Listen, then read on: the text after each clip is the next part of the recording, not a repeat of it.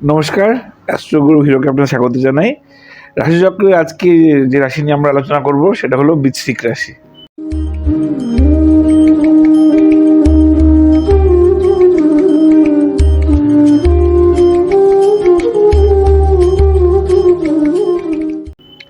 বৃশ্চিক রাশি জলতত্ত্বের রাশি, আর এবছর বৃশ্চিক রাশির দেবতা মঙ্গল, এবছর মঙ্গলের বছর, নিউমোলজিক্যালি মঙ্গলের বছর।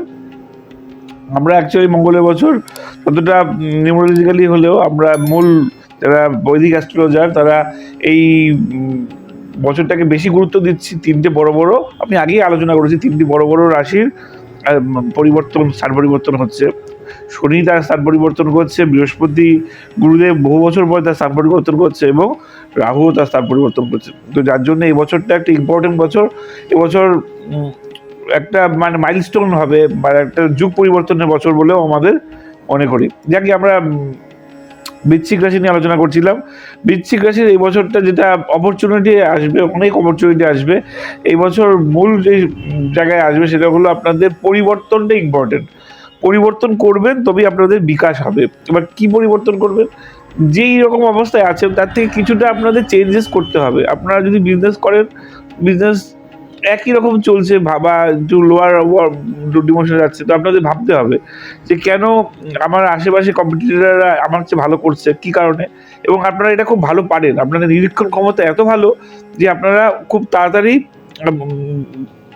বাড়ি কি মানে ঠিক ভালো জিনিসটাকে অ্যাডপ্ট করতে পারেন। তো সেটাকে দেখুন, নিরীক্ষণ করুন, অ্যাডপ্ট করে নিজের মধ্যে পরিবর্তন আনুন, এবং দেখবেন এই পরিবর্তন আপনার বিকাশ করবে। আপনারা যে কোনো কাজ করছেন, কোনো চাকরি করছেন, সেই চাকরি ফাঁকি দেওয়ার চিন্তা ভাবনাটা করবেন না। ফাঁকি দিলে কিন্তু এই বছর আপনার মানে প্রমোশন আটকে যেতে পারে, নানা রকমের বসের সঙ্গে গণ্ডগোল, কর্ম পরিবর্তন। এমনিতেও আপনাদের কর্ম পরিবর্তনের মানে এবছর ভীষণভাবেই চান্স রয়েছে। তা আপনাদের এবছর প্রচুর খাটতে হবে। খাটা মানে মে মাস পর্যন্ত তো প্রচণ্ডই আপনাদের খাটনি, মানে যতটুকু আপনাদের খাটবেন তার থেকে রেজাল্টও অতটা পাবেন না। কিন্তু মে মাসের পরে যখন বৃহস্পতির কৃপা আপনাদের উপর আসবে, তখন দেখবেন যে খাটনি অনেকটাই কমে যাচ্ছে, লাঘব হয়ে যাচ্ছে, কষ্ট অনেক কমে যাচ্ছে, অল্প খাটুনিতে অনেক বেশি আপনাদের লাভ হচ্ছে। তো বিবাহে এই বছরটা বিবাহের দিক থেকে কিন্তু যারা প্ল্যান করছেন বাধা আসবে, নানাভাবে বাধার সম্মুখীন আপনারা এই বছর হবেন। প্রেম প্রণয়ের দিক থেকে বছরটা খুব একটা ভালো নয়। যারা প্রেম প্রণয় করছেন, প্রণয় ভঙ্গের যোগ আছে, মানসিকভাবে ডিপ্রেশনে থাকার যোগ রয়েছে, মন ভাঙতে পারে এবং নতুন মন যুক্তও হবে। শুধুমাত্র মন ভাঙবে না, বছর শেষে আবার নতুনভাবে ভালোবাসবেন, নতুনভাবে আবার এগোবেন। তবে সন্তানের প্রাপ্তির বাধা, কারণ শনিদেবের রেসপেক্ট 5th হাউসে পড়ছে আপনাদের। যারা সন্তান অলরেডি রয়েছে তাদের সন্তানের স্বাস্থ্য, পড়াশোনায় মনোযোগের অভাব, আচমকা বা এই বছরে দেখা যাবে যে সন্তানের মুড ঠিকঠাক সুইং করছে, বারবার হেলথ ইস্যুস আসছে, অপ্রয়োজনীয় অর্থ ব্যয় হচ্ছে, এবছর আপনাদের দেখতে হবে। খরচ কিন্তু বাড়বে, খরচ নিয়ে আলোচনা করলাম তো বলছি, খরচ কিন্তু এবছর বাড়বে। খরচ মানে বৃহস্পতি অ্যাসপেক্টেও আপনাদের খরচ বাড়ছে, শনিদেবের অ্যাসপেক্টেও আপনাদের খরচ বাড়বে। আর নতুন যে কোনো স্থান পরিবর্তন হতে পারে, আপনাদের গৃহ পরিবর্তনের যোগও এবছর কিন্তু আচ্ছা, নতুন গৃহ নির্মাণ হতে পারে, বা যেই স্থানে আসছেন সেই স্থান থেকে পরিবর্তন করে অন্য স্থানে যাওয়ার সম্ভাবনাও দেখা যাচ্ছে।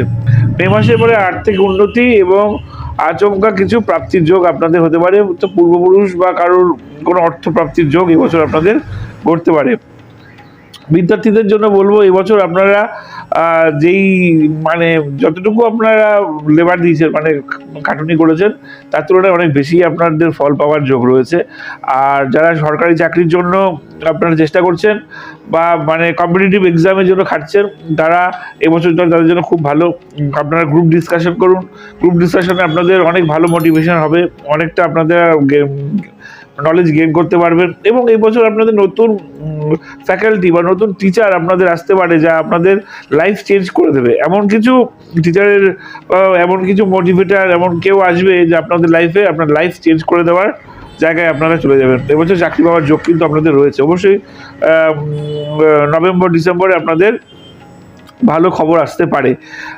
আরেকটা ব্যাপার, বৃশ্চিক রাশি জাতক জাতিকাদের এবছর খুব ভালো খেয়াল রাখতে হবে। এবছর আপনাদের কিন্তু অ্যাক্সিডেন্টের যোগ রয়েছে। গাড়ি সাবধানে চালাবেন, অপ্রয়োজনীয়ভাবে মানে কোনো গ্যাজেট নিয়ে, যেমন মোবাইল ফোনস বা আদার্স কিছু এরকম নিয়ে গাড়ি না চালানোই ভালো। এবছর আপনাদের কিন্তু একটু গাড়ি ধীরে চালানোর পরামর্শ দেব। আর বন্ধু বান্ধব, আত্মীয়দের এবছর একটু সাবধানে থাকবেন, কারণ তাদের থেকে কিন্তু এবছর কেলেশ আসতে পারে, মানে বাকবিতণ্ডা ঝামেলা।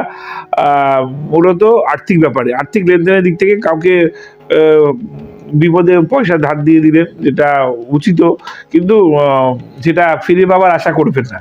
আর যদি ফিরে পাওয়ার আশা করেন তবে কিন্তু গন্ডগোল হতে পারে। ধার দিন, খুব দান করুন, দান করার মনোভাব নিয়ে করুন, কিন্তু ধার দেওয়ার মনোভাব নিয়ে করলে কিন্তু এই বছরটা আপনাদের খুব একটা ভালো নাও যেতে পারে। মানে আত্মীয়দের মধ্যে একটা আর্থিক সমস্যা নিয়ে, টাকা পয়সার লেনদেন নিয়ে গন্ডগোল হতে পারে। আপনারা এই বছর পার্টনারশিপ বিজনেসটা নাই বা করলে, যারা বিজনেস অলরেডি করছেন, তো ব্যবসার দিকে কিন্তু মনোযোগটা মানে রাখতে হবে। মানে কখনোই পার্টনারকে একেবারে অন্ধের মতো বিশ্বাস করা এবছর আপনাদের জন্য যাবে না। মোটামুটিভাবে বলতে গেলে এই বছর আপনাদের জন্য ভালো, পরিবর্তনের বছর। নিজেকে পরিবর্তন করুন, আপনার বিকাশ আসবে। এক জায়গায় দাঁড়িয়ে থাকলে এই বছর কিভাবে যে কেটে যাবে আপনি টেরই পাবেন না। আপনার ভাবতে ভাবতে আপনার বছর কেটে যাবে। তো অ্যাকশন করুন, এগিয়ে চলুন, পরিবর্তন করুন, দেখবেন আপনাদের এবছর দারুণ রেজাল্ট আপনাদের আসছে। উপায়ের কথা বলতে গেলে এবছর আপনারা হনুমানজির অবশ্যই হনুমান মন্দিরে যান, হনুমান মন্দির পরিক্রমা করুন এবং হনুমানজির আরাধনা করুন, আপনার খুব ভালো এই বছর কাজ হবে। আর যদি সম্ভব হয় রামায়ণ অধ্যয়ন করুন, অন্তত একটা করে অধ্যায় বা কিছু করে রামায়ণ শুনুন, রামায়ণ পড়ুন। আপনাদের জন্য ভীষণভাবে এবছর রামায়ণ পাঠ আপনাদের জন্য শুভ। যাক, মোটামুটি আপনাদের এই বছরটা ভালো কাটুক। হনুমানজির কৃপা, রামচন্দ্রের আশীর্বাদ আপনাদের উপর বর্ষিত হোক। এবছর আপনাদের খুব ভালো কাটুক, এই শুভকামনা রইল। নমস্কার।